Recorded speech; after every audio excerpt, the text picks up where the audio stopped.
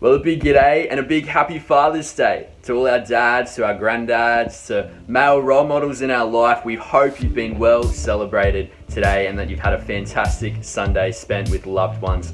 Hey, we are so excited to have you engaging in at today's episode of Beyond at Home, and we have an absolute ripper in store today. We're going to hear from Jason Perkins and jump in on a conversation. If you're in a season of life right now, you're just at a time of the year where you're feeling overwhelmed, well, tune in because Jason has an ancient secret that may just change your life. But before we get to that, we want to let you know that whether you're clicking in from Facebook or YouTube today, whether you've been subscribing for a while, whether this is your first time clicking into a Beyond at Home episode, we are so glad that you are here. Here at Beyond, we want to create a church that unchurched people love to engage with. So if this is your first experience at church, your second or third, you're still trying to make sense of faith stuff, you are in the right spot. We at Beyond are so keen on creating a church community with you in mind.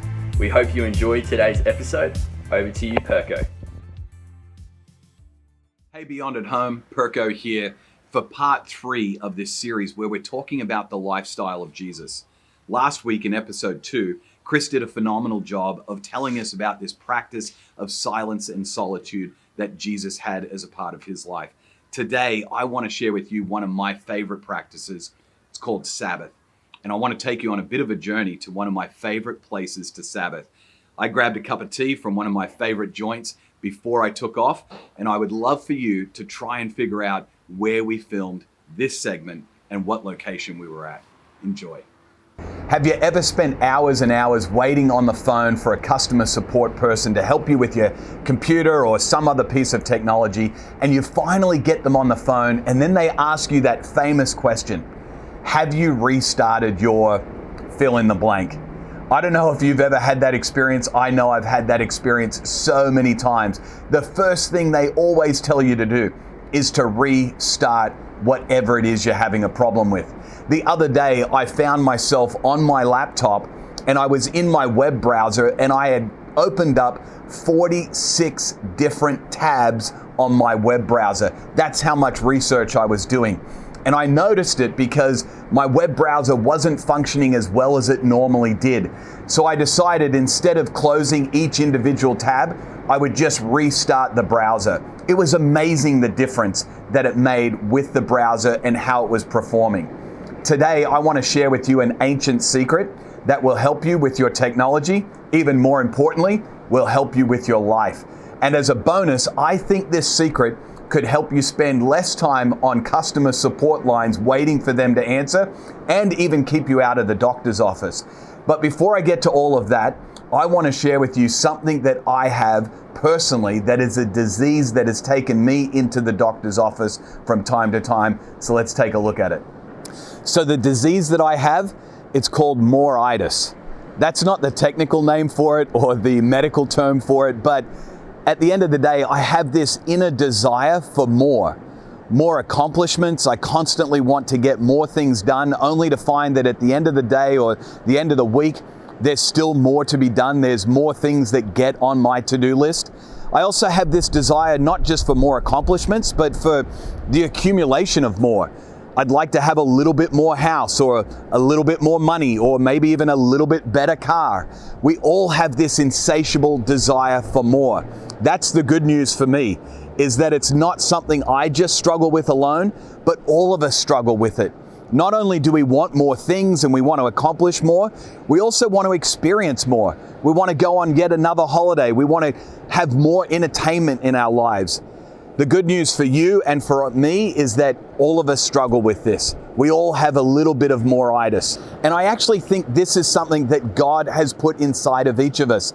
He gave us this moreitis so that we would discover that there is more to this life than what we experience in this life. That it would drive us and cause us to discover a relationship with Him. That's why I think God put it inside of each of us, this desire for more. But is there a practice from the life of Jesus or a keystone habit that Jesus had in His life that can help us with this desire for more? even those of us who have discovered that there's more to this life and we have a relationship with God, we still need to harness, we still need to quench this appetite for more, or else it can control our lives. So what does a habit look like from the life of Jesus that can help us to do just that? Most people, when they think of the life of Jesus, they think it began with the Christmas story. It began in Bethlehem when he was born in a manger. Even if you're not a church person or a Bible person, when you think of the life of Jesus, you probably assume that's when it began, when he was born in a manger at Bethlehem, the story we celebrate every Christmas. But the reality is, Jesus is actually a part of the Godhead, the Trinity. He has always existed.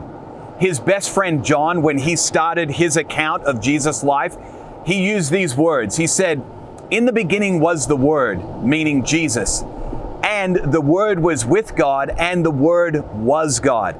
John was saying that Jesus was actually there at creation because he is God. When the whole world was created, Jesus was there.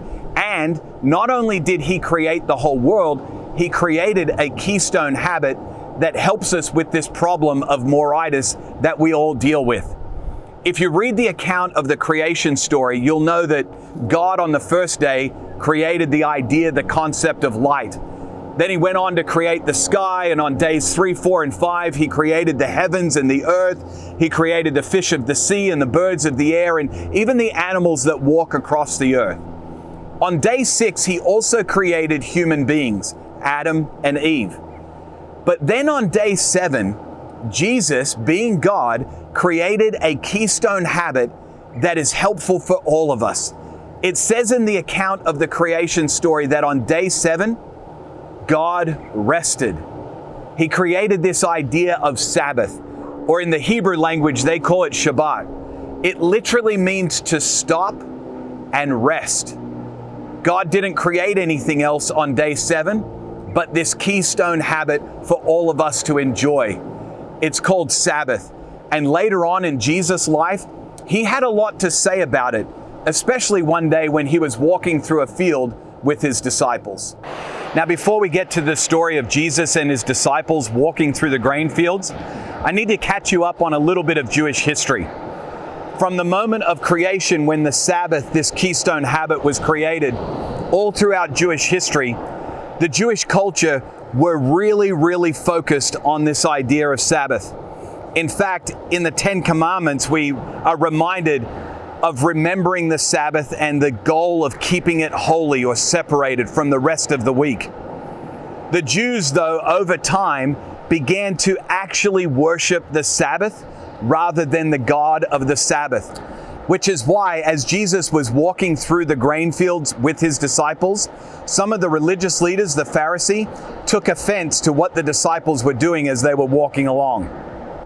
Mark, one of the early followers of Jesus, records this story with these words. He says, "One Sabbath, Jesus was going through the grain fields, and as his disciples walked along, they began to pick some heads of grain. The Pharisees, the religious leaders of the day, said to Jesus, 'Look, why are they doing what is unlawful on the Sabbath?'" See, these Pharisees, the religious leaders, had gotten caught up in the legalism of Sabbath. Jesus answered and said, "Have you never read what David did when he and his companions were hungry and in need? In the days of Abiathar, the high priest, he entered the house of God and ate the consecrated bread, which is lawful only for the priest to eat. And he also gave some to his companions."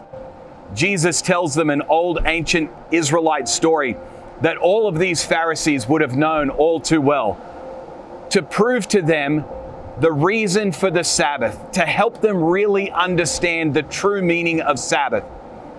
Then Jesus follows it up with one of his most famous lines about the Sabbath. Then Jesus said to them, "The Sabbath was made for man, not man for the Sabbath. So the Son of Man is Lord even of the Sabbath." What Jesus was trying to explain to these Pharisees was simple. The Sabbath was designed for our enjoyment. It wasn't for man to be legalistic about. The Sabbath is not the thing that we worship. We worship the God of the Sabbath. And the Sabbath is a gift to us for us to enjoy, not some drudgery that we force ourselves into. For many people, when they think of the word Sabbath or even the concept of Sabbath, they think of the literal definition of the Hebrew word Shabbat, which means to stop and just rest. For a lot of people, that sounds fantastic. An entire day every week of just stopping and resting, maybe lying on the couch reading a great book or even just staring out the window and daydreaming, seems like a fantastic idea for some people. For other people, like myself, that sounds like the worst idea on the planet. I couldn't think of anything worse than just laying around, staring out the window, doing nothing for an entire 24 hours. So I don't know how it hits you when you think of this concept of Sabbath, whether it's a positive thing or a negative thing, whatever it is you have in your mind. I want to give you a practical application of how you can implement Sabbath into your weekly routine. I want you to imagine that this jug right here represents your life. We're going to talk about a couple of questions that will help you to determine what are the best activities for you to partake in on the Sabbath. If this is your life and this jug over here represents activities that you could participate in on the Sabbath, I want you to ask yourself this question about the activities. Is the activity something that is replenishing to my life? Does it pour into my life and help to rejuvenate and replenish me? The second question I want you to ask is this an activity that causes me to rejoice in God's goodness in my life? So not only is it replenishing, but it's also causing me to rejoice in God's goodness in my life. Those are great activities for you to partake in on the Sabbath. For some of you, you love gardening. You love getting out and working in the yard, and that's incredibly replenishing for you. And while you're doing it, it even causes you to rejoice in God's goodness in your life. That would be a great activity for you to participate in while you're enjoying Sabbath. For other people, yard work and gardening, quite frankly, it's not so much replenishing. It's actually what I would call draining. It causes the life to be poured out of you instead of into you. It's quite draining for you. And in fact, maybe that kind of work, not only is it draining, but it's actually a distraction for you from being able to rejoice in God, in His goodness for you. So when you're thinking of activities to do on the Sabbath, I want you to consider these questions. Is this an activity that is replenishing in my life and causes me to rejoice in God? Or is this an activity that is a drain on my life and distracts me from God? For all of us, it's going to look very different. And I don't want you to compare yourself and your activities of Sabbath with somebody else's activities. You need to define what those activities are for you that cause you to replenish your life and to rejoice in God's goodness. I also want to remind you that in order to really have a great Sabbath experience, it's going to take some planning and preparation. For me, on Friday afternoon, it's almost like right before I go on a holiday. I've got a list of things that I need to get done before I take off on holidays. The same is true for me every week with Sabbath. I've got a list of things on Friday afternoon because I Sabbath from Friday night through to Saturday night. There's a list of things I have to get done so that I can plan and prepare to just stop, rest, replenish, and rejoice in God's goodness on the Sabbath. When it comes to Sabbath for me, this is my happy place. I love getting out into the ocean with my board, my kids, and just being replenished and having an opportunity to sit on my board and just rejoice in God's goodness to me in my life. I want to invite you. In fact, I want to beg you. I want to beg you to find your Sabbath. Because on the other side of Sabbath is some incredible things in your life. And I want to invite you to find your Sabbath. I know what some of you are thinking. You're saying, Jason, you don't know my life. You don't know my to-do list. You don't know how much I work. I get all of that. In fact, in our next video, I want to address another keystone habit of Jesus that will help you with that long to-do list or that working 7 days a week. I can't wait to share that habit with you as well. But for today, I want you to imagine your life having a Sabbath. Imagine what that would look like. My good friend, a guy named Kerry Newhoff, when he talks about Sabbath, he says it this way: if you don't take a Sabbath, the Sabbath will take you. What he means by that is eventually we all need a Sabbath. Our bodies need a Sabbath. Our minds need a Sabbath. And if you don't take a Sabbath, the Sabbath will eventually take you. So imagine your life without a Sabbath. Years from now, never taking a break every week, not taking time to stop and replenish and rejoice in God's goodness. And eventually the Sabbath will come knocking, and it will require you in your life, without notice, without warning, to just stop and rest. Imagine a different kind of life where you build in this keystone habit of Sabbath every single week, and instead of the Sabbath having to take you, you actually take a Sabbath. That's what I hope for each of us.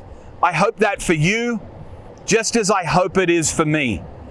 I want you to enjoy the goodness of this gift that God has given each of us called the Sabbath.